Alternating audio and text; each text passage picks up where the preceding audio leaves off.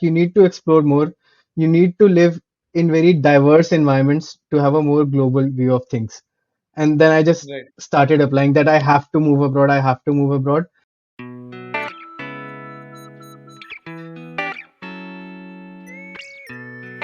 Welcome to the Tech Voyager, an interview series where we bring success stories of software engineers who moved from India to the West.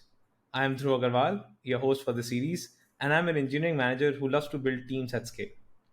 Today we have with us Pulkit Mendiratta, who is a close friend Oh, of mine, and he's currently working with Databricks and is based out in Amsterdam. Welcome to the show, Pulkit. hi Dhruv. Thanks for having me. So, Pulkit, before we start, I'd just like to tell everyone that where we met. So, Pulkit and me we studied in different colleges and we'll come to that. But we met at an intern and, we shared the space together, etc. So, we became very close friends. Pulkit, let's start with your background. Where was your childhood, schooling, college, and companies before you moved to Amsterdam? Yeah, sure, sure. So, I was born and brought up in Delhi. I did my schooling in a single school. I didn't move around much. So, it's Mhm. a small school in West Delhi. And then I did my college also from Delhi, like NSIT Delhi. Right. Uh, like, I think we have a very similar background. Both of us are born and brought up in Delhi and studying in similar colleges, computer Yeah, science, just in sister colleges, DTU and yeah, NSIT. sharing that internship and then getting the same placement Yeah, within a day's gap. I think right. it was 10th August that I got placed at Flipkart. I And, spoke with and Dhruv, and then 11th August, I think you got placed at yeah, Flipkart. So yeah, that's a funny thing. So yeah, that's majorly about my background. I did my schooling from college from NSIT, and then I moved to Bangalore to join Directai, and then I moved to Flipkart. Then I moved to a startup. mhm. Well, it's not a startup anymore, an academy. And then It's a, I it's a moved. huge name. It sponsors matches. Yeah, yeah, it's a household name now. I remember when I initially joined an academy, everybody was like, "Oh, you're working at Khan Academy now. Oh, it's Khan Academy." I'm like, "No, it's not Right. Khan Academy. It's an academy." Right. But I am very happy that it's a household name now. But anyways, yeah. So after that, I moved to Amsterdam to work at Databricks, and that's where I'm currently now. Amazing, man. Amazing.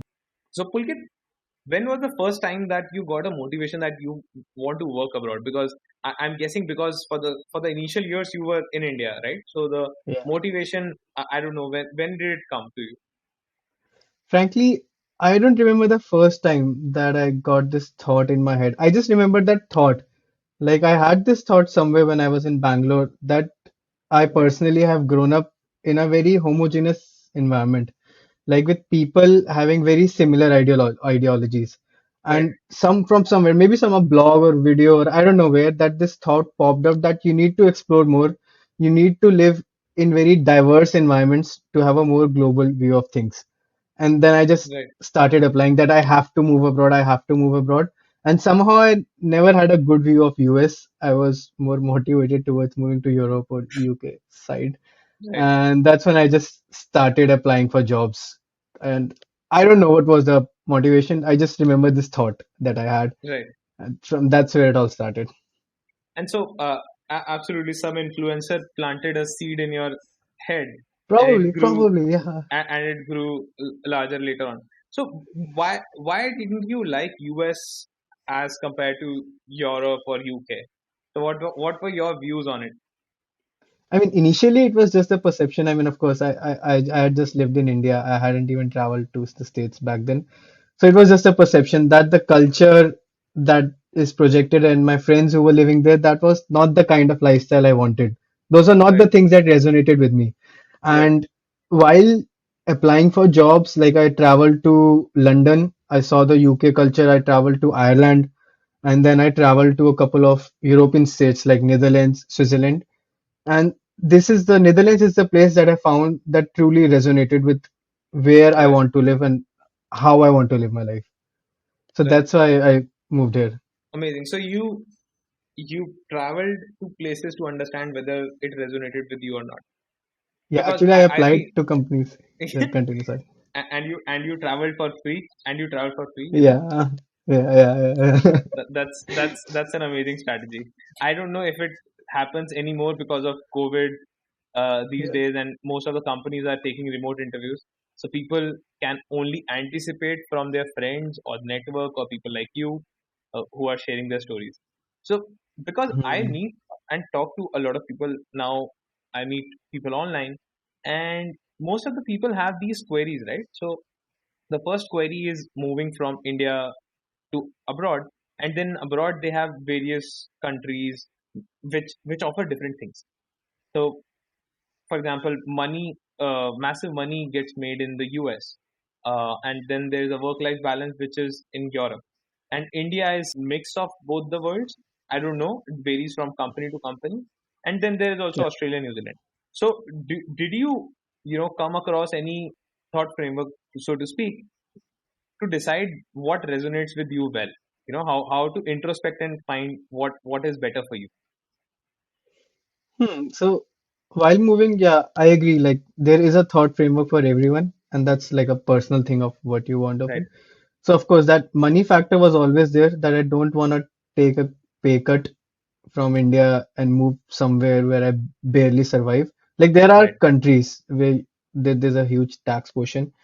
Then right, secondly, I wanted to move somewhere which is a more metropolitan city. Like right, that was the major point about moving, that to right, live in a diverse environment. And secondly, a lively environment where, like, I frankly found Switzerland to be, like, it might be a controversial opinion. I found that to be inhabited by a lot of boring, like an older generation of people. right. I wanted to Mm, move which has a more vibrant community yeah, of yeah. young people More where youth. people are moving from.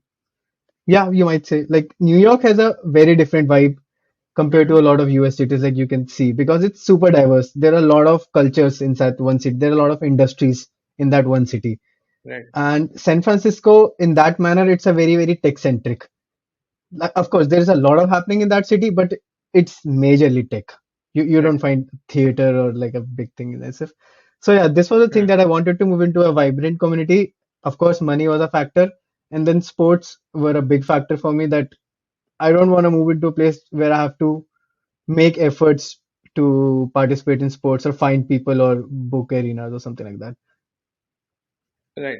And So and these were the top apparently three Europe factors. is Europe, uh, or maybe the cities in Europe that you visited are like that, or Amsterdam particularly is like that. Well, it was a I think it's a close call between London and Amsterdam because Okay. London is super vibrant. I don't Hmm. think any European city can beat the metropolitan culture of London. But then Yeah, the thing London is, is very London is fast. more like super. Like you can't ever get bored in London. There's always something happening in Absolutely. every street. You will find people running, whether in suits, whether in sports attire. You'll just find people running all the time. That's Just the that's culture crazy. is similar to us. I Yeah. mean, there's a lot of Indian food in London also, so that's a very good point for London. But the thing is, London is more like Mumbai. It's super Hmm. crowded, and the sports factor was not getting fulfilled over there. That is, you would be taking up a space in central London in a very small bedroom. You'll hardly be Hmm. spending your time at your room, and the Right. amenities are not that good. Yeah. I mean, of course, the public transport and the infrastructure are absolute. They're very good, but not the personal amenities that I was looking for. It's super crowded, Right. and that's where Amsterdam comes in. That it has the culture. It's Hmm. I don't know. It's not crowded. It's sparsely crowded. It's a very small city. You Right. can travel to anywhere in the city on bike or like cycle on just 20 in Right. just 20 minutes. So it's just Wow. a very small city, and still it has everything that you want. Right. I think it's a mentality in Europe which promotes, the balance of life, which makes everything accessible to people. And in societies like India, or I've seen London a bit. Uh, there's still that measure of running after something grand, and hence people are always anxious. They are always running. I don't know. That might just be because of my short stay at London. Um and so I think great. that's true. I think that's true. That's Yeah. majorly prevalent in US, a little bit more Hmm. in UK, I would say, but hardly in Europe. Like people are super chilled back in Europe. Yeah, yeah. So and that's what I loved, about your thought, that you said that I have only seen people of a certain kind. I've seen a homogeneous set of people, and that's why you wanted to move abroad, and you made the choice where you will find people of a very different mindset. And that brings to my next question. So when you moved, so when did you move to Databricks? In which year did you move? Which year and which month? It was November 2019. Yeah, 4 months Oh, pre-COVID. just uh, like a few months before COVID. So you could get a hang of the city and the vibe. A bit. Yeah. No, Yeah, I got a hang of the city and the vibe after or during COVID also, so that's yeah. okay. So that's, I don't know whether that's a good thing or a bad thing. Uh, Yeah. so once you moved there, what were the immediate differences that you observed? So the moment you arrived, how was your first week? What were the immediate differences? Yeah, I think a week would not be a good comparison because, of course, there are a lot of logistical things that you have to Right. sort out when you move to a new country. So once you So you're once you always settled, anxious. you're settled week. So once you were settled Yeah, in the yeah. city, what were the So, obvious things that you observed, that hey, this is totally different than what we do in India or what we do in Delhi? yeah, so I think that moment came like a couple of months after moving here because there are so many things that have to be done when you move to a new country. So Hmm, I think the differences were it was a shock like initially. And the hmm, biggest shock was I have to do everything on my own now. I have to cook all meals of the day. I have to clean everything. I have to fix my lamp, fix hmm, my fuse, or fix my drainage, or anything about my house all by myself, by for which we have people in India for doing that. Of course, you absolutely. can hire someone to do that, but that is super expensive and it's not really the culture that you hire people to do jobs for you. I think that was a huge cultural shock, first of all. Right. And then secondly, I did notice that, I mean, I always thought I had a very progressive background, a very progressive Hmm. view of things. But after moving here, that completely changed. And I Right. realized that we are forced to see a specific view in India, whereas there are a lot of different opinions, and a person with a very opposite opinion does have a point. Like Hmm. there is a reason why there are opposite opinions. So Wow. that was the second thing, and it took me some while to, Hmm. like let go of your views, let go of your opinions, Right. and understand what other people think. Something along that. Wow. I think the second point is empathy, and which is which I don't know how much we can be taught in India. Uh, it's a very biased society in general.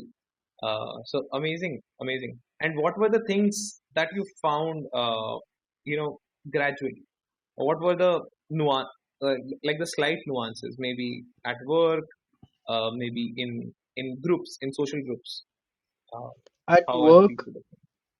I mean, there's this thing in India. I'm not sure it could just be a personal experience also. So you don't have to be penalized for missing work because you don't feel 100% or something.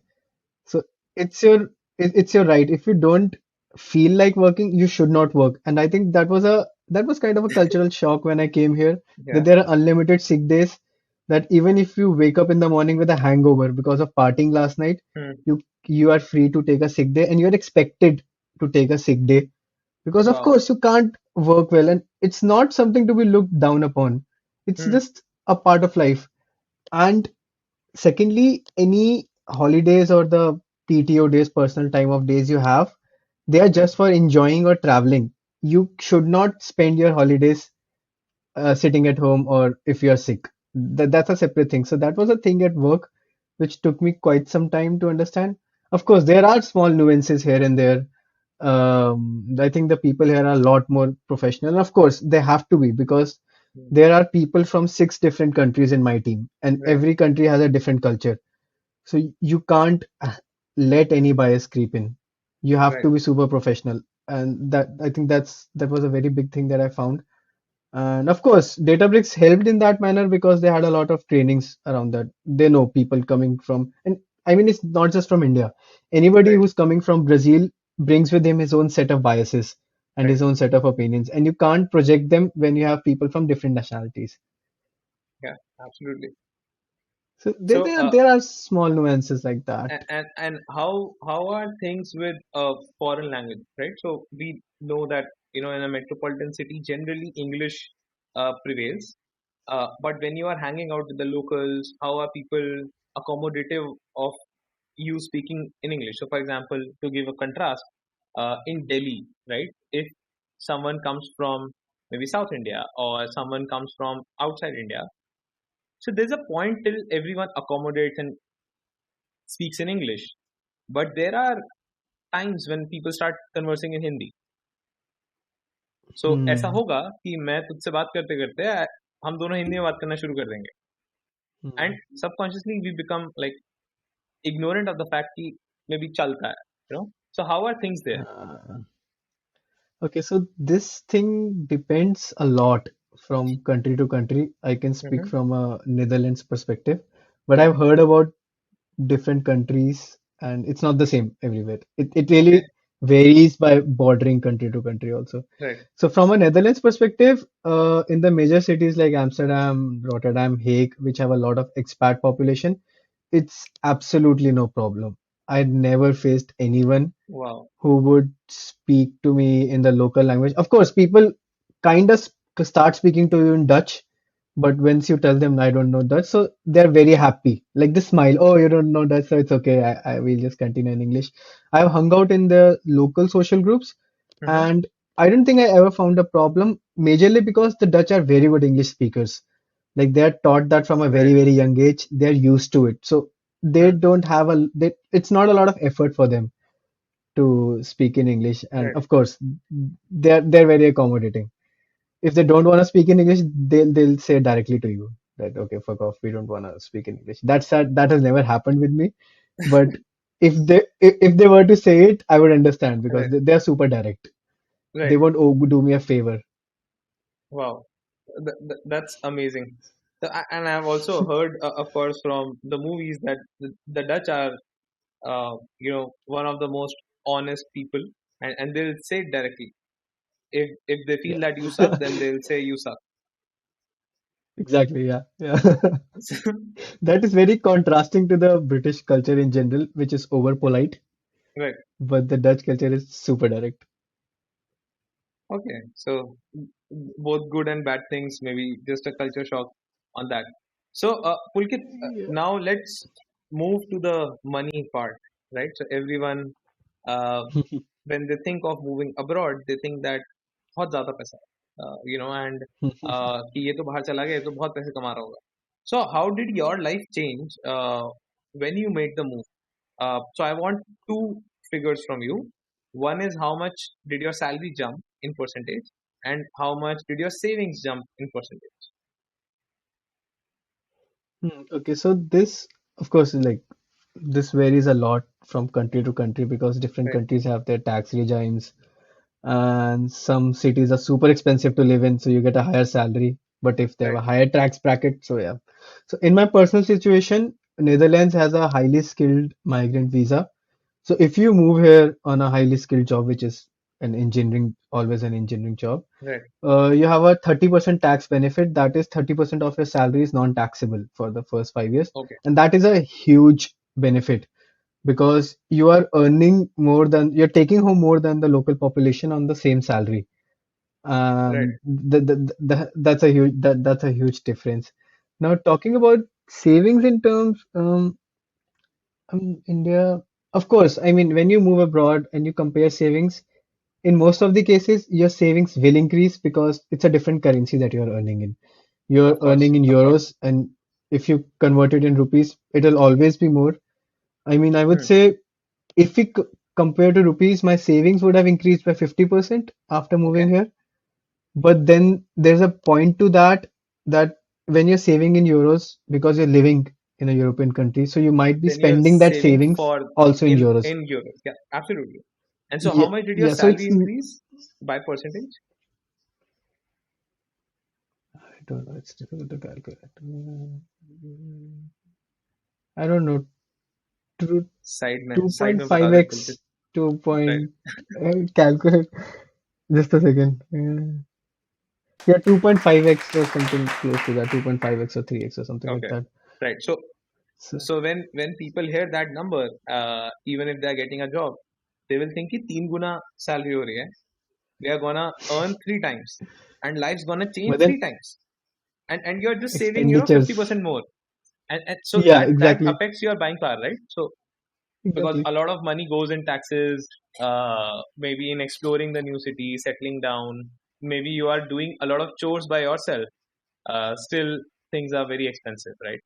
Uh, Yeah. all right. No, So I do hire very, of very people sometimes.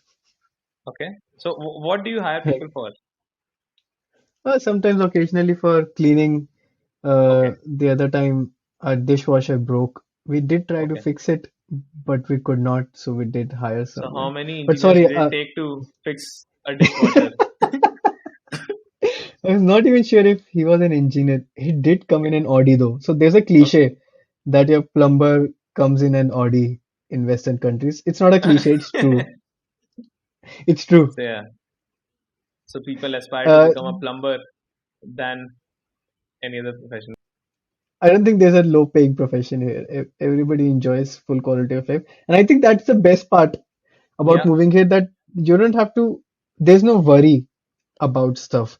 Even people who don't earn that much, they don't have to worry about future or in health or like you don't need savings here. The government Yeah. takes care of you. And that's a big difference between the West Absolutely. and the You don't Asian have side to of things. save for so India mein we save for two reasons, education and health, and those things are free there, right? So you have already paid taxes and your retirement is taken care of. So why the hell Yep. are you saving money for? And I Retirement? from so from what I know about the tax regimes. They are pretty relaxed on the on buying at least one home where you're staying. But if you buy another one, they are pretty heavy on the taxes. But if you're staying in a home, so that's it. So you can build one home and chill the hell in your life. Yeah, actually, it's very easy to buy a home. I like a lot of my friends have homes. They've just bought homes. The only reason I haven't is because I don't want to put that effort. It's summertime, and summertime is Right, sacred here right. because you get to spend it in the sun. Don't spend it Yeah, at home. So yeah, that's a different story. But yeah, it's super easy to get a home. The home loans are like at 1% interest rate. So right. what do you need savings for?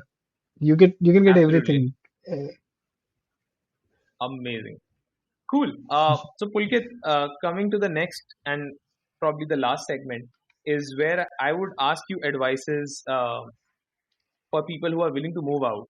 And I'll give you three categories one by one, and you'll have to give your piece of advice from what you think is best for them. So, for people who are in their first to third years of college, what would you advise them if they want to move abroad? What should they do so that it helps them move abroad? well, there are a couple of categories over there. Like if they want to do higher studies, like an MS or Right. a higher degree in Europe. So yeah, prepare for that. Like get into the to do a lot of more research papers Hmm. and get into the depths of your field. That's what I would say if you want to go for higher studies. But then comparing them to the people who directly want to move for a job, I think that's a standard advice. Get better at coding. Hmm. I can say that for my profession in engineering, we know it's the coding thing, but talking about other professions or other domains, I'm not really sure how easy it is to That's okay. move anywhere I in the think world. most Yeah. of our viewers are going to be related Yeah. to software and tech products. What would you Yeah. advise someone who is a recent graduate or is in the fourth year, so is going to join job soon? What would you advise them? Yeah, mostly similar, get better at coding. So like it's very standard in engineering. So That so it's all data structures is and it your just like applying abroad and then you get it? Is there a skill which helps if they have, while others don't? Because generally, everyone is a coder and everyone is preparing from those sites. Is there anything which stands out that you know now which you did not know earlier? Yeah, one thing that does stand out is keep looking for referrals. I think Okay, referrals are the best way to move abroad in any company. I remember when I started applying, I think I applied to over at least 70 to 80 jobs on LinkedIn, random right. recruiters reaching out. I did get a few calls, I got a couple of offers, but in the end, the ones that were worth considering came from referrals. So Okay, start finding people. that's a very powerful insight. And what would you advise people who are already experienced in the field and they have been doing jobs? So maybe they are SD2s, ones, leads, EMs. What would you advise them if they want to move? What should they do differently from whatever they're doing right? I think for that specific category, moving is very easy because that specific range of engineers is in the highest demand right now. Not just in Europe, Right. I think anywhere in the world. Like Across the they world. can exactly they can move anywhere. Anything I wish I knew before coming here is one thing I would say read up on the cultures of major tech companies because the culture in India and culture in abroad is a bit different. Though it's not Right. a blocker, you might say, Right. but it'll help. Great. Thank you so much, Pulkit, for your time and lovely insights on your experience. I absolutely loved your story. Thank you so much for sharing it with us. Yeah. Thanks for the chat, Drew. Had a nice time. See ya. Yeah, bye.